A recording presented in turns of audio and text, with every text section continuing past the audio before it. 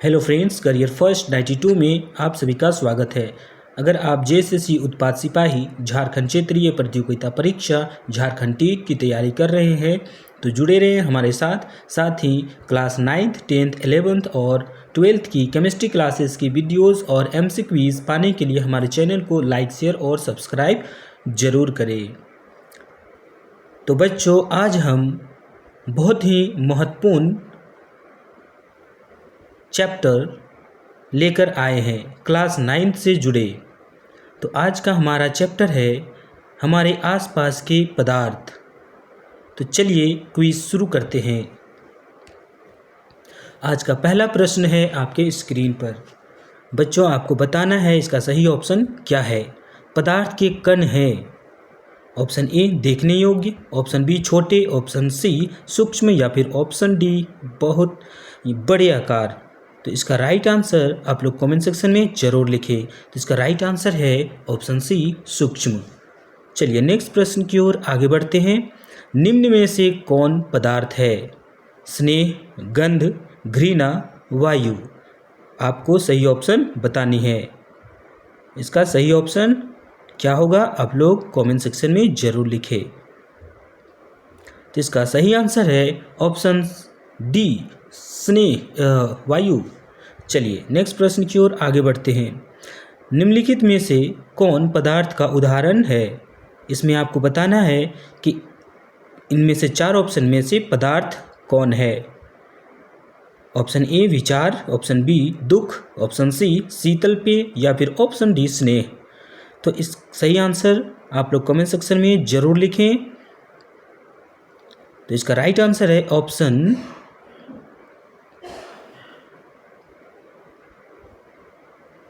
आप लोग बताएं, हम इंतज़ार कर लेते हैं, या फिर आप लोग कमेंट वीडियो को पॉज करके भी इसका सही आंसर दे सकते हैं। तो इसका सही आंसर क्या होगा? विचार, दुख, स्नेह ये सभी तो पदार्थ नहीं है, भाववाचक से हैं, भाववाचक संज्ञा से हैं। तो शीतल पेय इसका सही आंसर होगा। तो सही आंसर क्या होगा? ऑप्शन सी शीतल पेय पदार्थ है। तो चलिए नेक्स्ट प्रश्न की ओर आगे बढ़ते हैं। निम्न में से कौन पदार्थ नहीं है? तो बच्चों, आप लोगों को बताना है कि पदार्थ नहीं है।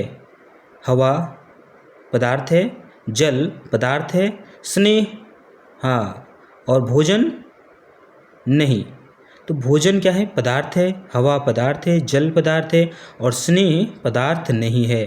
तो राइट आंसर क्या होगा? Option C. चलिए नेक्स्ट प्रश्न की ओर आगे बढ़ते हैं। दूध है। अब बताना है आपको कि दूध क्या है? द्रव है, ठोस है, गैस या फिर बोस आइंस्टीन कंडेंसेट। तो इसका राइट आंसर होगा ऑप्शन ए द्रव।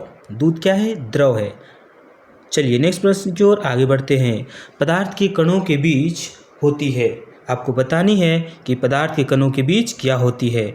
आयतन, ऑप्शन बी स्थितिज ऊर्जा, ऑप्शन सी संवेग या फिर ऑप्शन डी रिक्त स्थान। तो इसका सही आंसर होगा ऑप्शन डी रिक्त स्थान। पदार्थ के कणों के बीच रिक्त स्थान होते हैं। चलिए नेक्स्ट प्रश्न की ओर आगे बढ़ते हैं। बच्चों, आज के क्विज में 50 क्वेश्चंस शामिल किए गए हैं। तो वीडियो बहुत लंबा ना हो जाए, इसलिए सभी ऑप्शंस को पढ़ना संभव नहीं है। तो हम इसका सही आंसर को ही टारगेट करते हैं। 2 विभिन्न पदार्थों के कणों का स्वतः मिलना कहलाता है। ऑप्शन ए विसरण, ऑप्शन सी बी वाष्पीकरण, ऑप्शन सी घुलना या फिर ऑप्शन डी संपीड्यता। तो इसका राइट आंसर होगा ऑप्शन ए विसरण। 2 विभिन्न पदार्थों का स्वतः मिलना विसरण कहलाता है। चलिए नेक्स्ट प्रश्न की ओर आगे बढ़ते हैं। निम्नांकित में द्रव अवस्था में कौन निश्चित है? बताना है कि द्रव अवस्था में क्या निश्चित होता है। आकार, वेग, घनत्व या फिर आयतन। तो द्रव अवस्था में आयतन क्या होता है? निश्चित होता है। तो इसका राइट आंसर होगा ऑप्शन डी। चलिए नेक्स्ट प्रश्न की ओर आगे बढ़ते हैं। निम्नांकित में द्रव में कौन अनिश्चित है? यहाँ पर बच्चों पूछा गया है कि अनिश्चित है। क्वेश्चन को आप ध्यान से पढ़ें। तो अनिश्चित क्या होगा? घनत्व, आकार, आयतन या फिर द्रव्यमान। तो द्रव में क्या होता है? आकार क्या होता है? अनिश्चित होता है, क्योंकि हम जिस बर्तन में जिस कंटेनर में हम द्रव को रखते हैं उसी का आकार ले लेता है। तो इसका राइट आंसर क्या होगा? आकार। द्रव का आकार अनिश्चित होता है, तो इसका राइट आंसर होगा ऑप्शन बी। चलिए नेक्स्ट प्रश्न की ओर आगे बढ़ते हैं। गैस के कणों के बीच आकर्षण बल होता है। आपको बतानी है कि गैस के कणों के बीच आकर्षण बल क्या होता है? अधिक होता है, कम होता है, अत्यधिक होता है या फिर ऑप्शन डी इनमें से कोई नहीं। तो इसका राइट आंसर आप लोग कमेंट सेक्शन में ज़रूर लिखें। तो गैस के कणों के बीच आकर्षण बल बहुत ही कम होता है, तो यहाँ पर ऑप्शन है कम। तो इसका राइट आंसर क्या होगा? ऑप्शन बी, कम। चलिए नेक्स्ट प्रश्न की ओर आगे बढ़ते हैं। ठोस के कणों के बीच आकर्षण बल होता है। ठोस के कणों के बीच आकर्षण बल क्या होता है? आपको कमेंट सेक्शन में बतानी है। आप ये भी बताएं कि आप वीडियो को कहाँ से देख रहे हैं और कौन सी जगह से देख रहे हैं। तो चलिए इसका सही आंसर क्या होगा? क्वेश्चन एक बार फिर से पढ़ते हैं। ठोस के कणों के बीच आकर्षण बल होता है।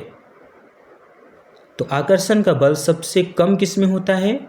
ठोस में, उसके बाद द्रव में, और सबसे कम किस में होता है? तो गैस में। तो यहाँ पर ठोस के कणों के बीच आकर्षण बल पूछा गया है, तो क्या होता है? ऑप्शन ए कम, ऑप्शन बी अधिक, ऑप्शन सी नहीं होता है या फिर ऑप्शन डी इनमें से कोई नहीं। तो इसका राइट आंसर होगा ऑप्शन ए कम। तो ठोस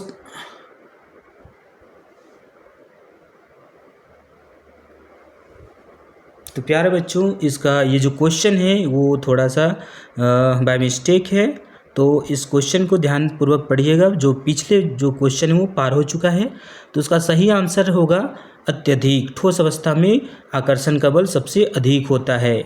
चलिए तो नेक्स्ट प्रश्न की ओर। जल का क्वथनांक है, तो जल का क्वथनांक कितना होता है? जल कितना डिग्री सेल्सियस तापमान पर उबलने लगता है? तो option A 0 degree Celsius, option B 100 degree Celsius, option C 273 degree Celsius या फिर ऑप्शन डी 373 डिग्री सेल्सियस। तो इसका राइट आंसर है ऑप्शन बी 100 डिग्री सेल्सियस। जल का क्वथनांक होता है 100 डिग्री सेल्सियस। तो बर्फ़ का गलनांक क्या है? 100 degree Celsius, 273 degree Celsius, 0 degree Celsius या फिर 373 केल्विन। तो आपको सही बतानी है, गलनांक बिंदु बताना है। तो इसका राइट आंसर होगा ऑप्शन सी 0 डिग्री सेल्सियस। तो 0 डिग्री सेल्सियस में अगर माइनस की ओर जाता है तो जल क्या है, वो बर्फ़ में चेंजेस होने लगते हैं, बर्फ़ बनने लगते हैं। और जैसे ही 0 डिग्री सेल्सियस से तापमान बढ़ने लगता है तो बर्फ़ से द्रव की ओर बढ़ने लगता है। तो इसका राइट आंसर है ऑप्शन सी 0 डिग्री सेल्सियस। तो चलिए नेक्स्ट प्रश्न की ओर आगे बढ़ते हैं। किस तापमान पर पानी ठोस और तरल दोनों अवस्थाओं में पाया जाता है? तो वो कौन सा कितने टेम्परेचर पर पानी जो है वो तीनों अवस्थाओं में पाई जाती है? 0 डिग्री सेल्सियस में, 25 डिग्री सेल्सियस में, -25 डिग्री सेल्सियस में या फिर 100 डिग्री सेल्सियस में। तो फिर से एक बार क्वेश्चन को पढ़ें। किस तापमान पर पानी ठोस और तरल दोनों अवस्था में, देखिए कहा जा रहा है कि ठोस और तरल दोनों अवस्था में पाया जाता है। तो 0 डिग्री सेल्सियस वो टेम्परेचर है। तो 0 से अगर माइनस की ओर जा रहा है तो क्या होगा, ये ठोस की ओर जा रहा है। अगर 0 से प्लस की ओर जा रहा है तो क्या होगा, ये तरल की ओर जा रहा है, द्रव की ओर जा रहा है। तो इसका राइट आंसर होगा ऑप्शन ए 0 डिग्री सेल्सियस। चलिए नेक्स्ट प्रश्न की ओर आगे बढ़ते हैं। बर्फ़ का एक टुकड़ा जल की सतह पर तैरते रहता है क्योंकि, अब आपको बतानी है कि बर्फ़ का एक टुकड़ा पानी पर तैरते रहता है, ऐसा क्यों होता है? तो ऑप्शन ए यह जल से भारी होता है, बर्फ़ और जल का घनत्व समान होता है, ऑप्शन सी बर्फ जल से हल्का होता है, या फिर ऑप्शन डी बर्फ का घनत्व जल से अधिक होता है। तो आपको बतानी है। देखिए बच्चों, जब किसी पदार्थ का डेंसिटी घनत्व कम होता है और दूसरे पदार्थ का डेंसिटी अधिक होता है, दो पदार्थ को लेना है, एक तरल जिसमें उसका डेंसिटी क्या है अधिक है, और दूसरा बर्फ यहाँ पर है जिसका डेंसिटी कम है। तो जिसका डेंसिटी कम होगा वो उस पदार्थ पर क्या होगा, तैरने लगेगा। तो यहाँ पर बर्फ का जो डेंसिटी है, घनत्व है, वो क्या है, कम है, अर्थात हल्का है। तो इसका राइट आंसर होगा ऑप्शन सी। चलिए नेक्स्ट प्रश्न की ओर आगे बढ़ते हैं। 300 केल्विन तापक्रम पर 300 केल्विन तापक्रम बराबर है किसके? तो इसका राइट आंसर क्या होगा, आप लोग इसको कमेंट सेक्शन में ज़रूर लिखें। तो इसे आप कैलकुलेट करके ज़रूर बताएं कि कमेंट सेक्शन में ज़रूर बताएं कि 300 केल्विन तापक्रम कितने डिग्री सेल्सियस के बराबर है। तो बच्चों, इसका फॉर्मूला क्या होता है, अगर हम केल्विन को डिग्री सेल्सियस में चेंज करना चाहें तो डिग्री सेल्सियस में हम क्या, केल्विन माइनस 273, केल्विन में क्या करेंगे, जो 300 केल्विन दिया हुआ है उसमें 273 घटा देंगे तो हमारा वो आंसर निकल जाएगा। आपको बताना है कि यहाँ पर ऑप्शन सही क्या होगा। आप लोग कमेंट सेक्शन में ज़रूर लिखें कि इसका राइट आंसर क्या होगा। चलिए नेक्स्ट क्वेश्चन की ओर आगे बढ़ते हैं। यह क्वेश्चन आप लोगों के लिए है।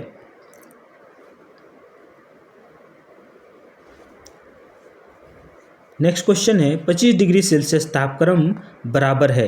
अब बताने कि 25 डिग्री सेल्सियस तापक्रम किसके बराबर होगा। तो यहाँ पर 237 केल्विन, 373 केल्विन, 298 केल्विन या फिर 163 केल्विन। तो इसका राइट आंसर होगा ऑप्शन सी। आप लोग इसको कैलकुलेट जरूर करें। चलिए नेक्स्ट प्रश्न की ओर आगे बढ़ते हैं। CNG का फुल फॉर्म होता है। ऑप्शन ए संपीड़ित प्राकृतिक गैस, ऑप्शन बी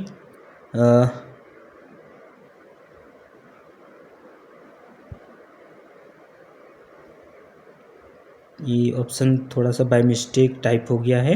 हाँ, ऑप्शन सी पूर्ण प्राकृतिक गैस या फिर इनमें से कोई नहीं। तो बच्चों, CNG का फुल फॉर्म होता है संपीड़ित प्राकृतिक गैस, कंप्रेस्ड नेचुरल गैस। तो इसका राइट आंसर होगा ऑप्शन ए। चलिए नेक्स्ट प्रश्न की ओर आगे बढ़ते हैं। संपीड़ित प्राकृतिक गैस CNG मुख्यतः है। CNG में क्या होता है, इथेन, प्रोपेन, मीथेन, ब्यूटेन। तो आपको बताना है कि CNG में क्या होता है।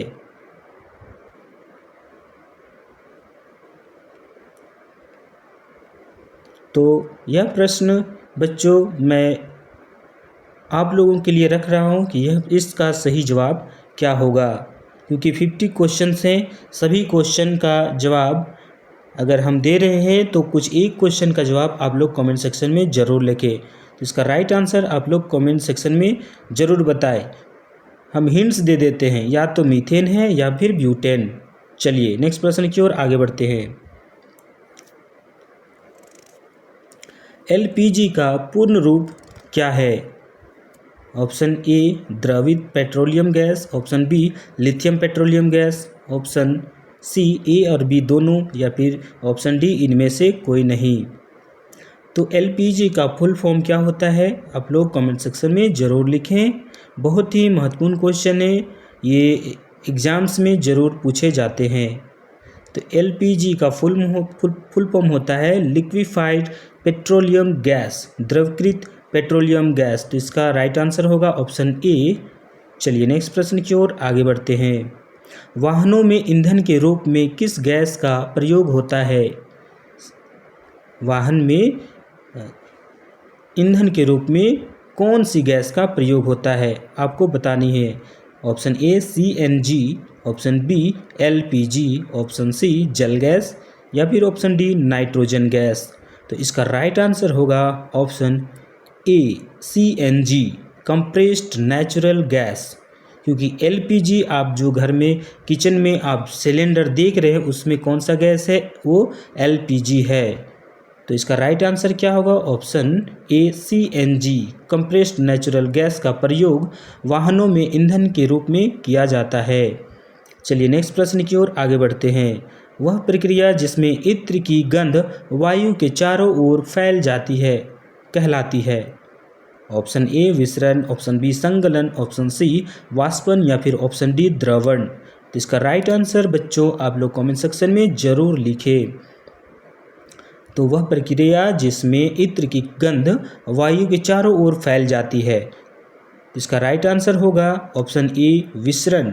तो बच्चों जब कभी आप लोगों ने देखा कि कभी कोई इत्र की खुशबू या फिर परफ्यूम वगैरह लगाकर कोई सामने से गुजरता है तो आप देखते हैं कि उसकी खुशबू आप तक पहुंच जाती है, या फिर कहीं दूर पकवान बनता है तो उसका भी खुशबू हम तक पहुंच जाती है। तो यह किसके द्वारा संभव हो पाता है? यह विसरण, इस प्रक्रिया को हम विसरण कहते हैं, तो विसरण से संबंधित होता है। इसका राइट आंसर है ऑप्शन ए। चलिए नेक्स्ट प्रश्न की ओर आगे बढ़ते हैं। 0 डिग्री सेल्सियस पर जल की भौतिक अवस्था क्या होगी? आपको बतानी है कि 0 डिग्री सेल्सियस पर पानी किस अवस्था में चला जाता है, द्रव अवस्था में, गैस अवस्था में या फिर द्रव अवस्था में ही रहता है। तो इसका राइट आंसर क्या होगा? ऑप्शन डी है ना, ठोस। तो 0 डिग्री सेल्सियस पर जल की भौतिक अवस्था क्या होती है? ठोस की होती है। चलिए नेक्स्ट प्रश्न की ओर आगे बढ़ते हैं। 25 डिग्री सेल्सियस पर जल की भौतिक अवस्था क्या होगी? ऑप्शन ए ठोस, ऑप्शन बी द्रव, ऑप्शन सी गैसीय या फिर ऑप्शन डी विलयन। तो बच्चों आप लोग कमेंट सेक्शन में जरूर लिखें इसका सही आंसर क्या होगा। तो इसका सही आंसर है ऑप्शन बी द्रव। 25 डिग्री सेल्सियस में द्रव अवस्था में होती है। चलिए नेक्स्ट प्रश्न की ओर आगे बढ़ते हैं। 100 डिग्री सेल्सियस पर जल की भौतिक अवस्था क्या होगी? 100 डिग्री सेल्सियस पर, 25 डिग्री सेल्सियस पर पूछा गया, तो 25 डिग्री सेल्सियस पर क्या था? द्रव। तो 100 डिग्री सेल्सियस पर क्या होगा? जब हम द्रव को हीट करते हैं तो 100 डिग्री सेल्सियस पर ये क्या होने लगता है? खौलने लगता है। अब खौलने लगेगा तो क्या होगा बच्चों? क्या बनेगा? वाष्प बनने लगेगा। तो इसका सही आंसर क्या होगा? 100 डिग्री सेल्सियस पर जल की भौतिक अवस्था क्या होगी? ऑप्शन सी वाष्प। चलिए नेक्स्ट प्रश्न की ओर आगे बढ़ते हैं। 250 डिग्री सेल्सियस पर जल की भौतिक अवस्था क्या होगी? अभी बच्चों टेम्परेचर बढ़ा दिया गया है, तापमान को बढ़ा दिया गया है। 25 डिग्री सेल्सियस में द्रव अवस्था में थी, 100 डिग्री सेल्सियस में वाष्पीय अवस्था में थी, अभी 250 डिग्री सेल्सियस टेम्परेचर बढ़ा दिया गया है। तो 250 डिग्री सेल्सियस पर अब जल की भौतिक अवस्था क्या होगी? ऑप्शन ए ठोस, ऑप्शन बी तरल, ऑप्शन सी गैसीय या फिर ऑप्शन डी विलयन। तो इसका राइट आंसर होगा ऑप्शन सी गैसीय अवस्था में। तो 250 डिग्री सेल्सियस में अगर जल को हीट करते हैं तो गैसीय अवस्था में चली जाती है। तो इसका राइट आंसर है ऑप्शन सी। चलिए नेक्स्ट प्रश्न की ओर आगे बढ़ते हैं। गैस का द्रव में परिवर्तन कहलाता है। गैस का द्रव में परिवर्तन क्या कहलाता है? ऑप्शन ए गैसीकरण, ऑप्शन बी ऊर्ध्वपातन, ऑप्शन सी संघनन या फिर ऑप्शन डी जमना। कोई गैस द्रव में कैसे बदलता है? जब हम किसी द्रव को ठंडा करते हैं तो वो क्या होता है? जब किसी गैस को ठंडा करते हैं तो वो द्रव में बदल जाता है। इस प्रक्रिया को हम क्या कहते हैं? कंडेंसेशन कहते हैं, संघनन कहते हैं। तो इसका राइट आंसर होगा ऑप्शन सी। बच्चों आप लोग वीडियो को पॉज करके आंसर देने का प्रयास करें, क्योंकि वीडियो लंबा ना हो जाए इसलिए हम बहुत ही जल्द इसका आंसर देने की कोशिश करते हैं। तो ठोस से गैस में परिवर्तन कहलाता है। ठोस से गैस में परिवर्तन कहलाता है। बच्चों ऊर्ध्वपातन एक ऐसी प्रक्रिया होती है जिसमें कोई ठोस सीधे गर्म करने पर सीधे गैसीय अवस्था में चली जाती है, द्रव अवस्था में आए बिना। तो हम क्या कहते हैं? जब कोई पदार्थ ठोस अवस्था में से सीधे गैसीय अवस्था में चली जाती है तो उसे हम कहते हैं ऊर्ध्वपातन, है ना, सब्लिमेशन। तो इसका राइट आंसर क्या होगा? ऑप्शन डी ऊर्ध्वपातन। चलिए नेक्स्ट प्रश्न की ओर आगे बढ़ते हैं। निम्नांकित में कौन सा कपड़ा गर्मियों के समय में अधिक आरामदेह होता है? बच्चों तो गर्मी के दिनों में हमें कौन से कपड़ा पहनना चाहिए? ये प्रश्न पूछा जा रहा है। तो option A polyester, option B silk, option C सूती या फिर ऑप्शन डी सिंथेटिक। तो इसका राइट आंसर आप लोग कमेंट सेक्शन में ज़रूर लिखें। तो बच्चों, जब गर्मी का मौसम आता है तो हमें सलाह दिया जाता है कि हमें आरामदेह कपड़ा पहनना चाहिए, है ना। अगर हम पॉलिस्टर का कपड़ा पहन के चले जाए या सिल्क का कपड़ा पहनने चले जाएं या सिंथेटिक कपड़ा पहनकर किचन में चले जाएं तो गर्मी से क्या होता है, वो बहुत ज़्यादा चिपचिप हो जाता है। हो सकता है किचन में अगर दुर्घटना हो जाए, आग लग जाए या किसी भी तरह का दुर्घटना हो जाए तो उसमें बहुत ज़्यादा नुकसान होने की संभावना होती है। तो इसका राइट आंसर क्या होगा? ऑप्शन सी सूती। चलिए नेक्स्ट प्रश्न की ओर आगे बढ़ते हैं। ताप का एसआई मात्रक है, आप लोगों को बताना है कि ताप का एसआई मात्रक क्या है। Option A degree Celsius, option B joule, option C degree Fahrenheit या फिर ऑप्शन डी केल्विन। तो ये सभी तापमान के स्केल्स हैं, लेकिन आपको बताना है कि एसआई मात्रक क्या है, एसआई स्केल है ना क्या है। तो इसका राइट आंसर होगा ऑप्शन डी केल्विन। बच्चों, नेक्स्ट प्रश्न की ओर आगे बढ़ते हैं। निम्न में से सबसे अधिक संपीड़िय कौन है? ऑप्शन ए ठोस, ऑप्शन बी द्रव, ऑप्शन सी गैस या फिर ऑप्शन डी इनमें से कोई नहीं। तो बच्चों, आप लोगों को बताना है कि सबसे अधिक किसे संपीड़ित किया जा सकता है, यानी सबसे अधिक हम दबा करके उसकी अवस्था में हम किसी परिवर्तन कर सकते हैं। जब हम किसी वस्तु पर ताप या फिर दाब अप्लाई करते हैं, प्रेशर टेम्परेचर अप्लाई करते हैं, तो उसका अवस्था में क्या हो जाता है? परिवर्तन हो जाता है। तो यहाँ पे जब हम प्रेशर अप्लाई करेंगे, प्रेशर हाई कर देंगे, टेम्परेचर लो कर देंगे, तो गैस किस अवस्था में चला जाता है? द्रव अवस्था से फिर ठोस अवस्था में भी जा सकता है। तो यहाँ पर पूछा जा रहा है कि निम्न में सबसे अधिक संपीड़िय कौन है, तो सबसे अधिक किसे दबाया जा सकता है? तो इसका राइट आंसर है ऑप्शन सी गैस।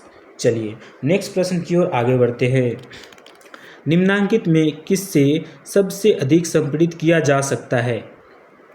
सबसे अधिक किसे दबाया जा सकता है ना।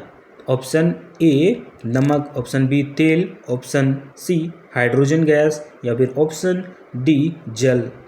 तो हम गैसीय अवस्था में जब पदार्थ होते हैं उसे हम सबसे अधिक संपीड़ित कर सकते हैं। सबसे अधिक गैसों के बीच रिक्त स्थान होता है। जब हम उसे दबाते हैं, प्रेशर टेम्परेचर लो करते हैं और प्रेशर हाई कर देते हैं, तो वो द्रव अवस्था में आ जाता है ना। तो सबसे अधिक हम दबा सकते हैं, संपीड़ित कर सकते हैं, तो वो है हाइड्रोजन गैस। तो ऑप्शन क्या होगा? सी।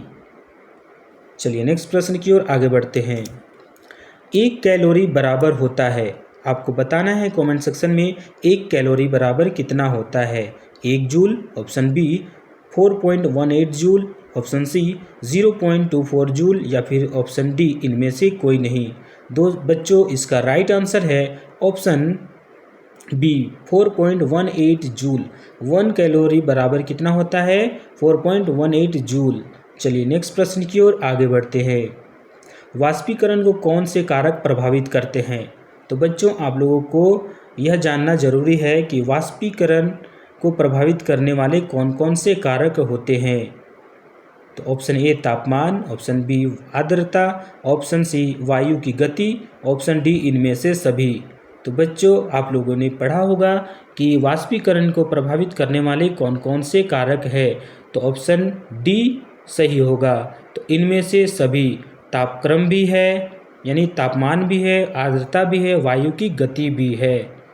तो इसका राइट आंसर है ऑप्शन डी। चलिए नेक्स्ट प्रश्न की ओर आगे बढ़ते हैं।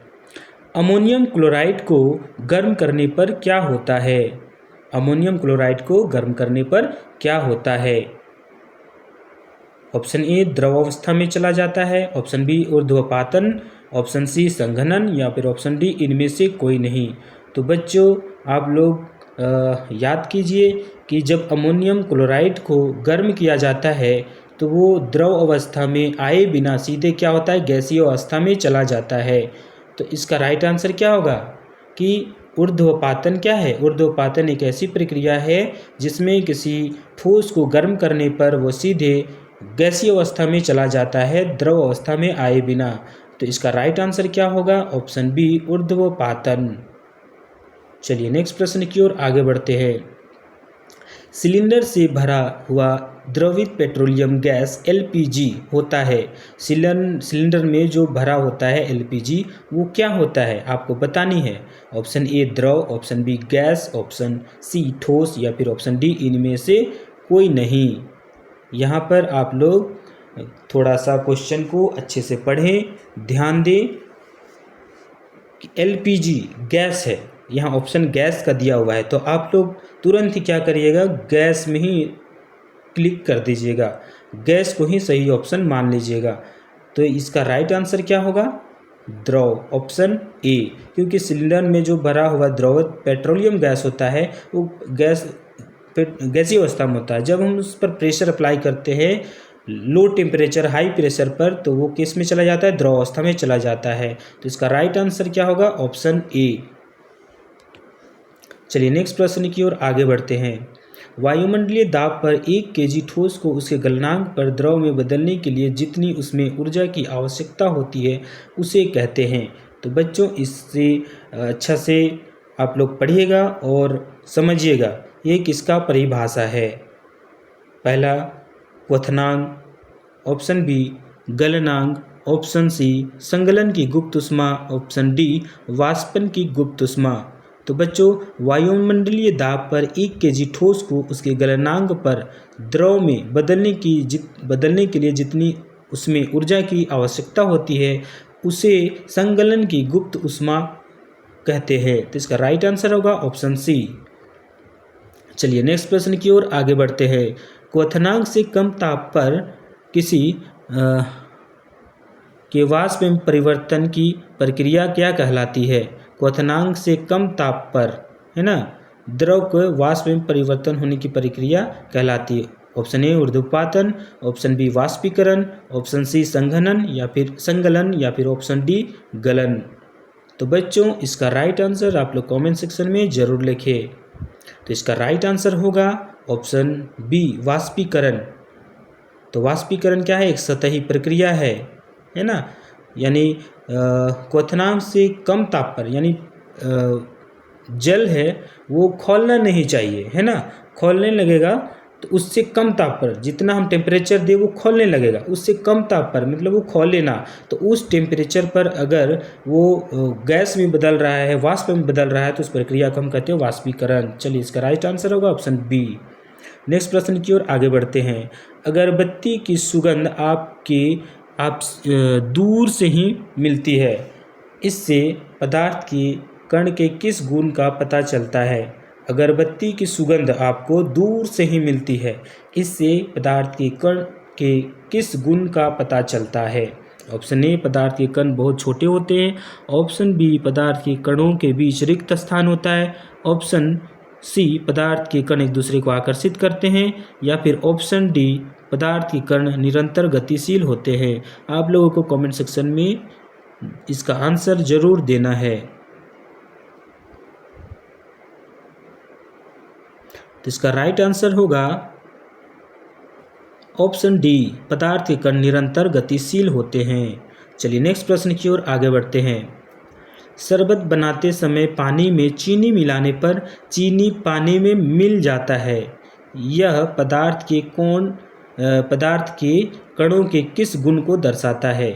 बच्चों जब हम शरबत बनाते हैं तो पानी में हम क्या करते हैं, चीनी मिलाते हैं और वो चीनी जो पानी में पूरी तरह मिल जाता है, तो इसमें पदार्थ के कौन से गुण है, यह प्रक्रिया पदार्थ के किस गुण को दर्शाते हैं।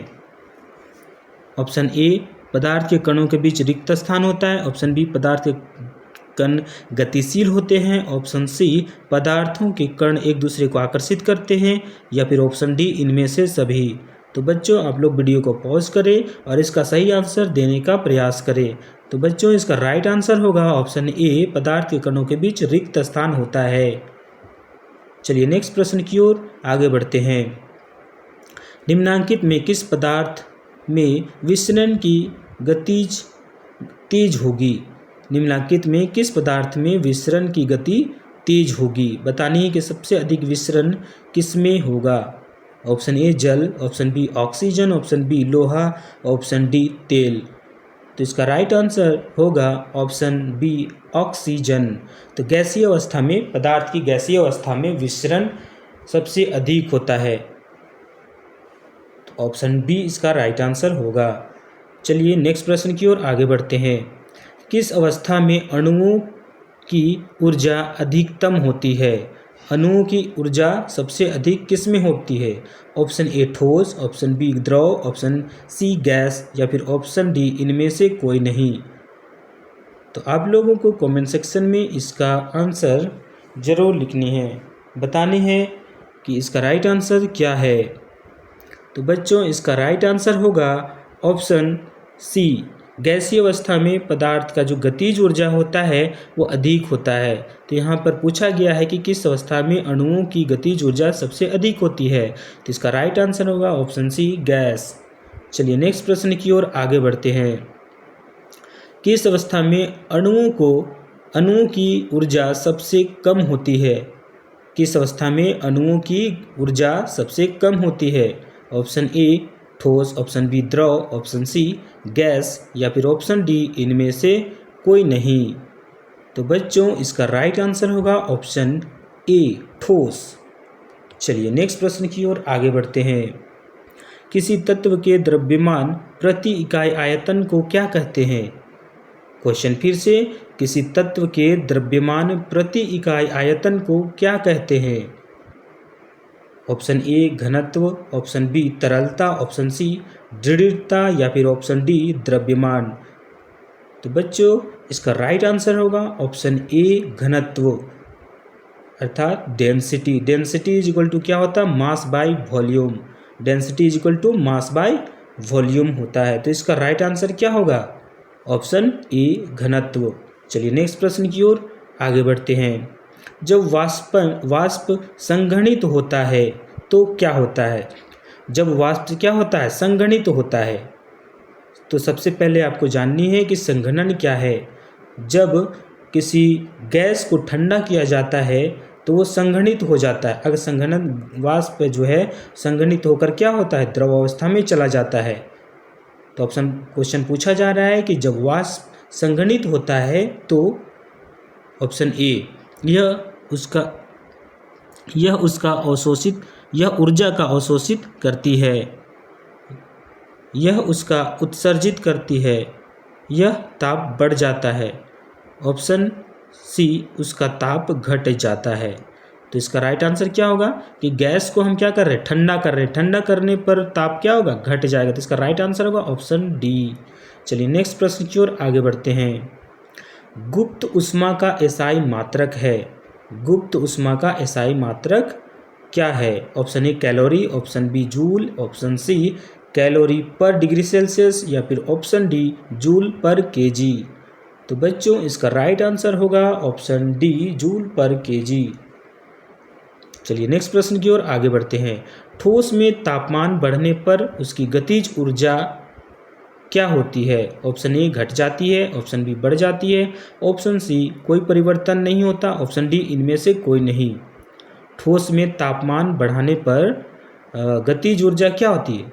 ठोस में अगर हम तापमान को बढ़ाएं तो कणों के बीच क्या होता है? गतिज ऊर्जा बढ़ जाती है ना। ठोस में तापमान बढ़ाने पर गतिज ऊर्जा क्या होगी?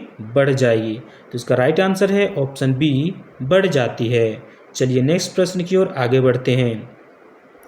प्रकृति में कौन सा पदार्थ ठोस, द्रव और गैस तीनों अवस्थाओं में पाया जाता है? आपको बतानी है वह कौन सा पदार्थ है जो तीनों अवस्थाओं में पाई जाती है। Option A oxygen, option B nitrogen, option C hydrogen या फिर ऑप्शन डी जल। तो दोस्तों बच्चों आप लोग कमेंट सेक्शन में ज़रूर लिखें कि इसका राइट आंसर क्या होगा। चलिए तो इसका राइट आंसर होगा ऑप्शन डी जल। जल एक ऐसा पदार्थ है जो तीनों अवस्था में पाई जाती है। तो नेक्स्ट प्रश्न है, वाष्पन की प्रक्रिया से उत्पन्न होती है। वाष्पन की प्रक्रिया से क्या उत्पन्न होती है? ऑप्शन ए गर्मी, ऑप्शन बी शीतलता, ऑप्शन डी सी ताप में वृद्धि या फिर ऑप्शन डी इनमें से कोई नहीं। तो बच्चों इसका सही आंसर होगा ऑप्शन बी शीतलता। जब वाष्पीकरण की प्रक्रिया होती है तो जस्ट वाष्पीकरण होने के बाद ठंडक उत्पन्न होता है। आप लोग देखे होंगे कि जब कभी हम काम करते हैं या दौड़ते हैं तो बहुत ज़्यादा शरीर से पसीना आता है। पसीना आने के बाद क्या होता है, हमें ठंड लगने लगती है, बहुत ही ठंडी ठंडी लगती है। तो वाष्पन से क्या उत्पन्न होता है, शीतलता। तो इसका राइट आंसर क्या होगा, ऑप्शन बी। चलिए नेक्स्ट प्रश्न की ओर आगे बढ़ते हैं। आज का अंतिम प्रश्न है, 50वां प्रश्न है, किसी पदार्थ पर तापमान का परिवर्तन का क्या प्रभाव पड़ता है। तो बच्चों आप लोग कमेंट सेक्शन में ज़रूर लिखें आज का अंतिम प्रश्न का सही जवाब क्या होगा। क्वेश्चन फिर से, किसी पदार्थ पर तापक्रम का परिवर्तन का क्या प्रभाव पड़ता है। ऑप्शन ए अवस्था में परिवर्तन होता है, ऑप्शन बी आकार में परिवर्तन होता है, ऑप्शन सी कोई परिवर्तन नहीं होता, या फिर ऑप्शन डी इनमें से कोई नहीं। तो इसका राइट आंसर होगा ऑप्शन ए अवस्था में परिवर्तन। तो बच्चों जब हम तापमान में परिवर्तन करते हैं तब किसी पदार्थ का अवस्था में भी क्या होता है, परिवर्तन हो जाता है। तो इसका राइट आंसर है ऑप्शन ए अवस्था में परिवर्तन। तो बच्चों आज का क्विज यहीं पर समाप्त होता है। तो चलते हैं अपनी रिजल्ट की ओर। यहीं पर हमारा क्विज समाप्त होता है।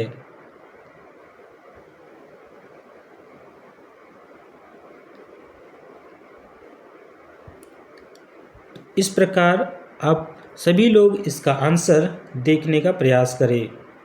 मैं जल्दी से वीडियो को आगे बढ़ाता हूँ। दूसरा प्रश्न, तीसरा प्रश्न का सही जवाब, इस प्रकार आप लोग वीडियो को देखते जाएं, इसका सही आंसर और साथ में इसका एक्सप्लेनेशन भी है। इसका यहाँ पर ध्यान देने की कोशिश करें कि ठोस के कणों के बीच आकर्षण का बल क्या होता है, सबसे अधिक होता है। सबसे ज़्यादा ठोस में आकर्षण का बल होता है, फिर द्रव में होता है, फिर गैसीय अवस्था में। गैसीय अवस्था में आकर्षण का बल नगण्य होता है, ना के बराबर होता है। सबसे अधिक क्या होता है आकर्षण का बल, ठोस अवस्था में आकर्षण का बल सबसे अधिक होता है। तो इसका राइट आंसर क्या होगा, अधिक। बर्फ गलनांक 0 डिग्री सेल्सियस।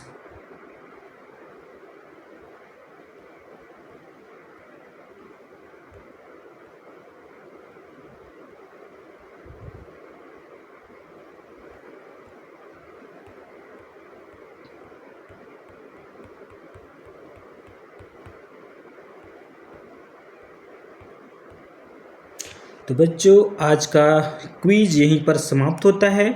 आप लोग बताएं कि आज का क्विज कैसा लगा। आप लोग कमेंट सेक्शन में ज़रूर बताएं कि आप लोगों ने 50 क्वेश्चन में से कितने 50 प्रश्नों में से कितने प्रश्नों का सही जवाब दिया है। तो कमेंट सेक्शन में आप लोग ज़रूर लिखें। साथ ही साथ ये बताएं कि आप लोगों को हमारा क्विज कैसा लगा। तो तब तक के लिए पढ़ते रहिए, बढ़ते रहिए। मिलते हैं नेक्स्ट क्विज में। तब तक के लिए जय हिंद, जय झारखंड।